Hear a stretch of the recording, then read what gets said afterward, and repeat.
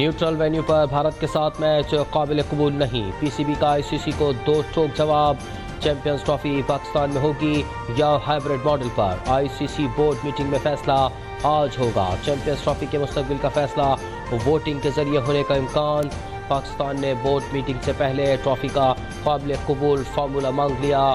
Chairman P C B نے پاکستان کے موقف سے آئی سی سی کو آگاہ کر دیا۔ محسن نقوی نے کہا، ہم زخم سہ لیں گے لیکن اپنی عزت پر بات نہیں آنے دیں گے۔ پی سی بی چیمپئنز ٹرافی کے سارے انتظامات مکمل کر چکا، بھارت کے انکار نے معاملہ الجھا رکھا ہے۔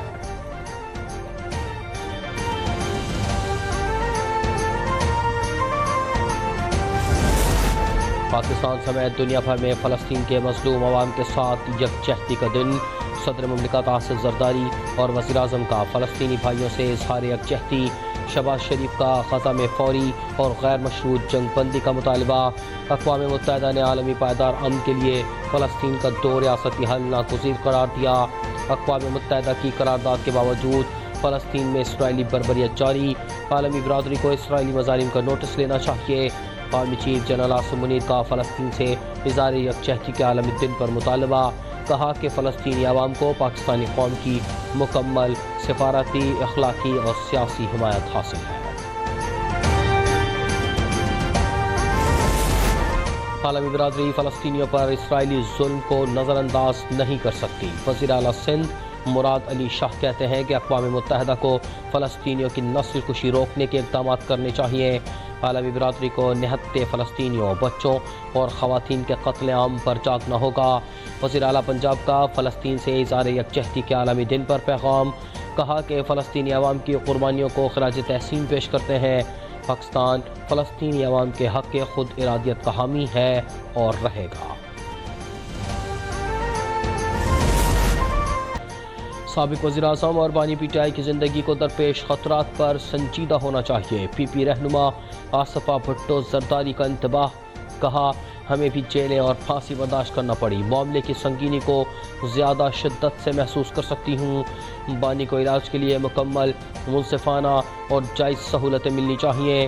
رکن قومی اسمبلی آصفہ بھٹو زرداری کا غیر ملکی میڈیا کو انٹرویو، کہا کہ بلا شبہ بانی جیل میں ہے لیکن ان کے لیے قانون اور عدالت کے تمام راستے کھلے ہیں، وہ عدالتوں کے سامنے مقدمہ پیش کر سکتے ہیں۔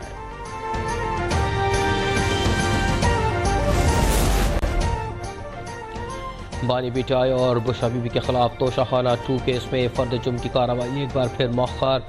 جوڈیشل کمپلیکس اسلام آباد میں بانی پی ٹی آئی اور بشرا بی بی کے خلاف توشہ خانہ 2 کیس کی سماعت۔ توشہ خانہ 2 کیس کی سماعت بغیر کسی کارروائی کے 3 دسمبر تک کے لیے ملتوی۔ عدالت نے ملزمان کو فرد جرم عائد کرنے کے لیے طلب کر رکھا تھا۔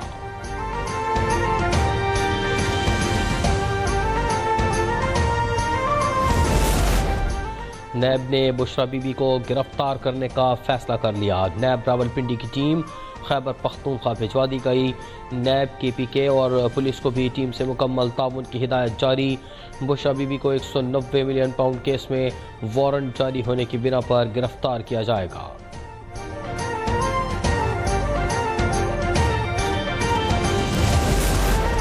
پاکستان تحریک انصاف کی کور کمیٹی اجلاس کی اندرونی کہانی، رہنما اختلافات کا شکار، ایک دوسرے پر الزام تراشیاں شروع کر دیں۔ شوکت یوسفزئی کا بیرسٹر گوہر اور سلمان اکرم راجہ کی قیادت پر اعتراض، کہا کہ مرکزی قیادت کی غلطیوں کی وجہ سے بانی پی ٹی آئی کی سختیاں بڑھ رہی ہیں۔ لیڈرشپ نے مایوس کیا، احتجاج میں مرکزی لیڈرشپ کہاں تھی؟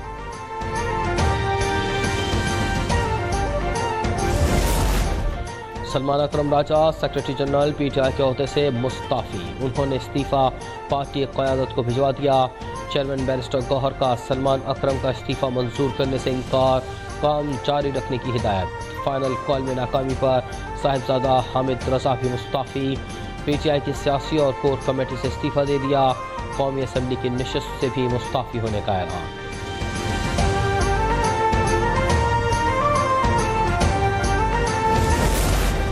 جو بھی ہوا اس کا احتساب اور جواب طلبی بانی کریں گے۔ بشرا بی بی کی ترجمان مشال یوسفزئی کہتی ہیں کہ بشرا بی بی نے سیاسی کمیٹی کی میٹنگ کی صدارت کی اور نہ ہی اس میں شرکت کی۔ بشرا بی بی کو بانی پی ٹی آئی کے حکم کے مطابق ڈی چوک پہنچنا تھا، لیکن ڈی چوک میں پارٹی قیادت نہیں تھی۔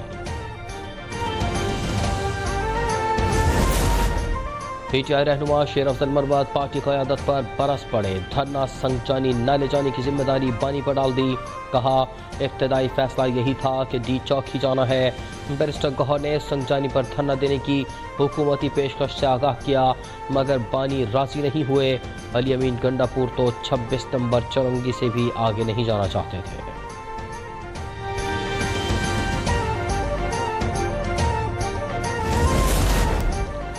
پی ٹی آئی والے سیاسی مفادات کے لیے وطن فروشی کر رہے ہیں۔ وزیر دفاع خواجہ آصف کہتے ہیں کہ سمندر پار پاکستانیوں کے مفادات کے خلاف کام کرنے والوں کو اس کی قیمت ادا کرنی چاہیے۔ جو آرمی چیف ان کی مرضی کا ہو، انہیں اقتدار میں رکھے، وہ ان کے لیے اچھا ہوتا ہے۔ وزیر دفاع نے کہا کہ یہ آرمی چیف کے خلاف امریکہ میں مظاہرہ کر رہے ہیں۔ جب مذاکرات کی بات ہوتی ہے تو مذاکرات صرف اسٹیبلشمنٹ سے، پر جب بات نہ بنے تو پھر دوبارہ 9 مئی کی کوشش۔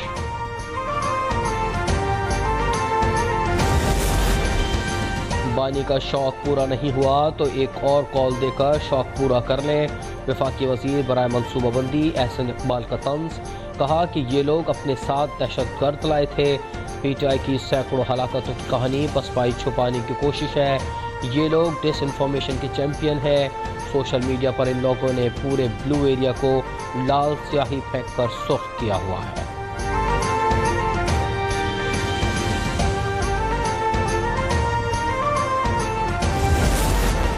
بلوچستان اسمبلی میں پی ٹی آئی پر فوری پابندی عائد کرنے کی قرارداد منظور۔ متن میں کہا گیا ہے کہ 9 مئی کو ملک کی فسادات برپا کرنے والی جماعت پی ٹی آئی کی جانب سے ایک بار پھر پرتشدد کارروائیاں کی گئیں۔ اس انتشاری ایجنڈے نے ملک کی معیشت کو بری طرح متاثر کیا۔ وزیر اعلیٰ گنڈا پور کے وفاق کے خلاف محاذ آرائی کی باتیں ملک دشمن قوتوں کے ایجنڈے کے مترادف ہیں۔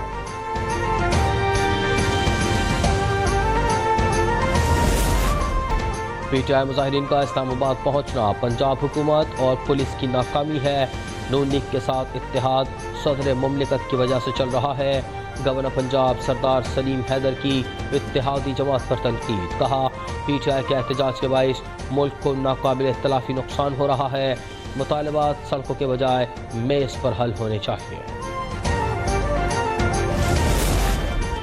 گورنر صاحب کو پنجاب پولیس کے شہداء اور زخمیوں کی پرواہ نہیں، لیکن پی ٹی آئی کے شرپسندوں کی فکر ہے۔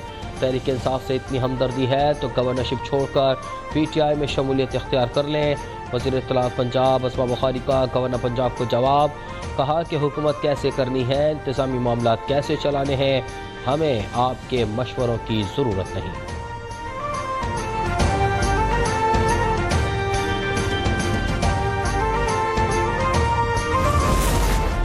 لاہور کی فضا میں کثافت بدستور موجود، دنیا بھر میں فضائی آلودگی کے لحاظ سے دوسرے نمبر پر۔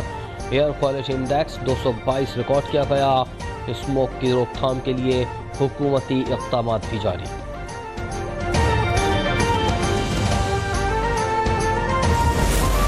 پاکستان اسٹاک ایکسچینج میں کاروباری ہفتے کے آخری روز مثبت رجحان، مارکیٹ میں 246 پوائنٹس کے اضافہ، 1,329,000 کی سطح پر ٹریڈ۔ گزشتہ روز مارکیٹ 813 پوائنٹ کے اضافے سے 1,00,000 کا تاریخی سنگ میل عبور کر چکی ہے۔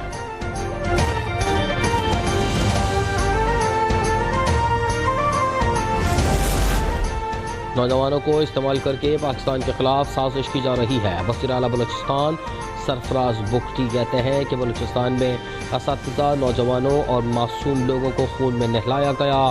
عوام صورتحال کو سمجھیں اور بہتری کے لیے حکومت کا ساتھ دیں۔ کوئٹہ میں تقریب سے خطاب میں کہا کہ جب تک بلوچستان کے لوگ آگے نہیں آئیں گے، حالات نہیں بدلیں گے۔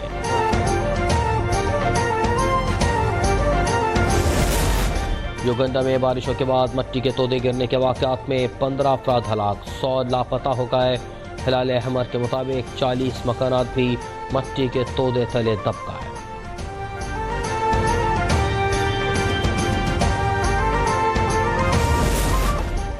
سولہ سال سے کم عمر بچوں پر سوشل میڈیا کے استعمال پر پابندی، آسٹریلیا میں باضابطہ قانون بن گیا۔ ٹک ٹاک، فیس بک، انسٹاگرام اور ایکس جیسے ڈیجیٹل پلیٹ فارم کے استعمال پر پابندی۔ सोशल मीडिया कंपनियां 16 साल से कम उम्र नौजवानों को अपने अकाउंट बनाने से रोकने के मुनासिब इक़दाम करें। ऑस्ट्रेलवी हुकूमत का हुक्म।